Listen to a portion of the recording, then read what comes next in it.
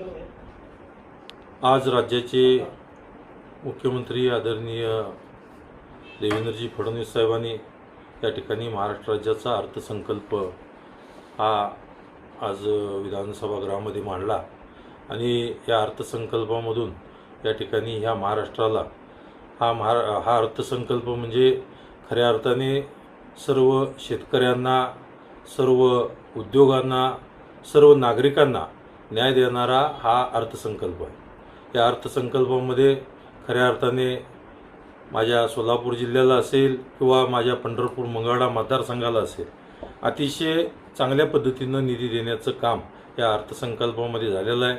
आणि या अर्थसंकल्पामध्ये खरं म्हणजे शेतकऱ्यांची कर्जमाफीचं धोरणसुद्धा अतिशय चांगल्या पद्धतीनं या ठिकाणी केलेलं आहे। शिवाय सोलापूर जिल्ह्यामध्ये या ठिकाणी उमेद मॉलचं उभारण्यासाठी सुद्धा या ठिकाणी मंजुरी दिलेली आहे। शिवाय 7.5 HP पर्यंतच्या सर्व शेतकऱ्यांना या ठिकाणी वीज बिल माफ करण्याचं सुद्धा धोरण या ठिकाणी आदरणीय मुख्यमंत्र्यांनी घेतलेलं आहे।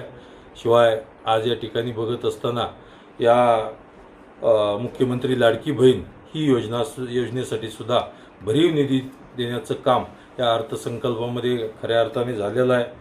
आणि आज या निमित्तानं या पंढरपूर मंगळवेढा मतदारसंघामध्ये या अनेक रस्ते, पूल आणि मंगळवेढ्याची जी महत्त्वाकांक्षी योजना आहे 24 गावची उपसा सिंचन योजना, या उपसा सिंचन योजनेला सुद्धा 60 कोटी रुपये त्या ठिकाणी तरतूद केलेली आहे।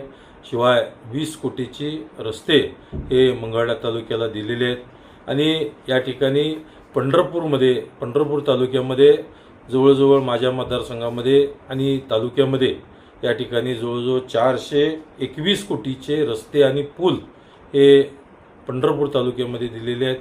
आणि नक्कीच यामुळं माझ्या मतदारसंघामध्ये जवळजवळ 500 कोटीहून अधिक निधी या ठिकाणी देण्याचं काम या अर्थसंकल्पामध्ये आदरणीय मुख्यमंत्री देवेंद्रजी फडणवीस साहेब, या राज्याचे उपमुख्यमंत्री एकनाथजी शिंदे साहेब, या राज्याचे दुसऱ्या आमच्या उपमुख्यमंत्र्या सुनेत्राताई पवार या निमित्तानं खरं म्हणजे या सार्वजनिक बांधकाम खात्याचे मंत्री शिवेंद्र महाराज भोसले आणि या आमच्या भारतीय जनता पार्टी प्रदेशाचे अध्यक्ष रवींद्र चव्हाण साहेब, सोलापूर जिल्ह्याचे पालकमंत्री जयकुमारजी गोरे साहेब यांच्यामुळं या ठिकाणी हा निधी या निमित्तानं माझ्या मतदारसंघाला मिळाला। मी मनापासून या सरकारचं अभिनंदन करतो, मनापासून त्यांचं पंढरपूर मंगळवेढा दोन्ही तालुक्याच्या वतीनं, जनतेच्या वतीनं त्यांचं आभार मानतो। धन्यवाद।